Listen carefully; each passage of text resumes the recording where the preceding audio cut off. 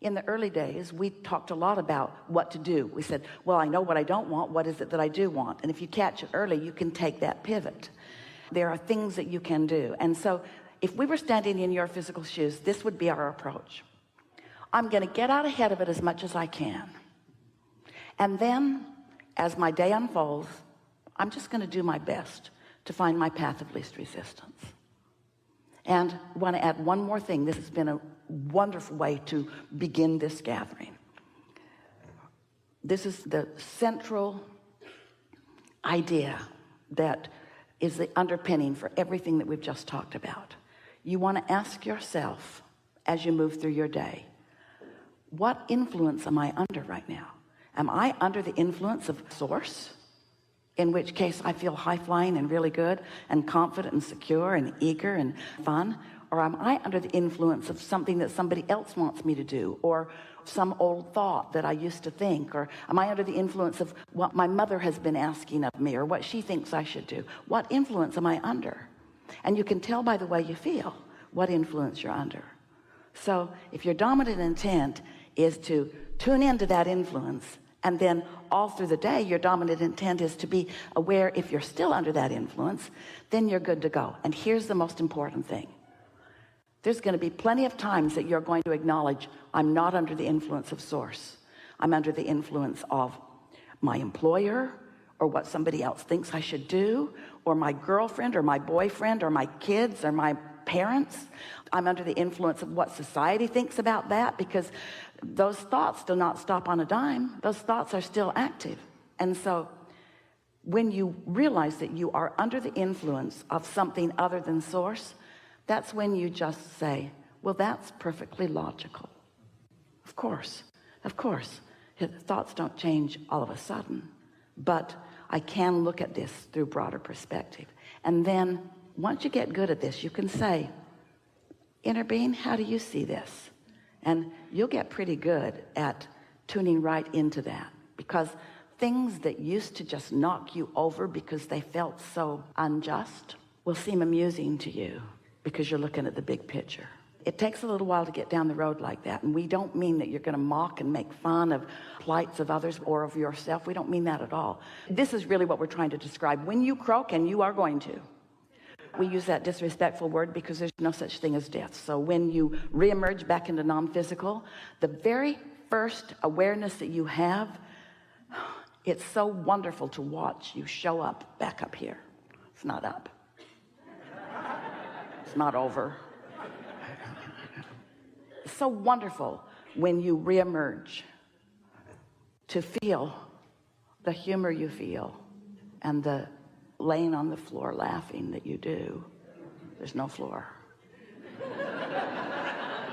As you see so clearly all the stuff that you made a big hairy deal out of, that none of it means diddly squat. It just doesn't matter. It just does not matter. It was the basis of more, period. It was never meant to hold you back. And that's what step 5 is. Step 5 is blessing the contrast and understanding its value. Step 1 is being buried by the contrast and letting it keep you from being under the influence of source. Step 5 is being under the influence of source and aware of contrast and loving the contrast. Step 1 is not being under the influence of source and struggling in the contrast. And that's where you started as you sat down. You were step 1ing the contrast. And almost everybody does that. When you find yourself defending, rationalizing, I didn't reach my goal because of this. Every time you're doing that, it's a step 1 moment. And step 1 moments launch rockets of desire, but it's not a time that you're letting things in. So we're going to make one more statement and then you're done. Feel the distinction, the important distinction between a step 1 moment and a step 3 moment. That's all. Because both are important to your experience. And stop being mad at yourself when you're in a step 1 moment, because step 1 moments matter. Even when you predominantly hang around in step 5 moments, you're still going to have step 1 moments, because there's going to always be new contrast that's going to help you launch more rockets. So we would like it so much if you could be having a step 1 moment and then get over it really quickly. And the reason that we're saying that to you is because we're honing in on something that you do that we think you should not do anymore. And this conversation will help you so much. You have a tendency, and so everybody in the room to some extent does too, Esther does too, of being in a step one moment and trying to get to the bottom of it and explain how you got there. And all that does is prolong it. It's like step one is the question, step three is the answer. Well, you can't get the answer till you stop asking the question. So imagine that you're standing with some mentor who has all the answers.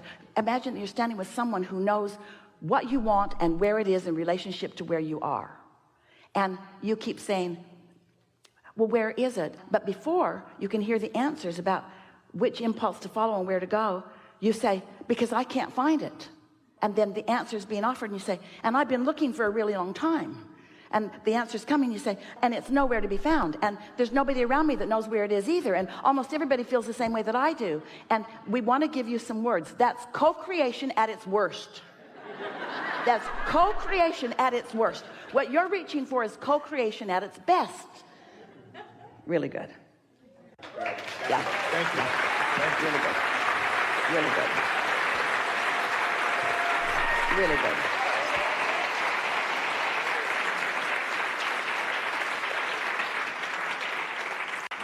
That's what your life and the struggle you think you've been living has brought to this equation. And did you feel what it meant to everybody who heard? In other words, contrast is such a good thing.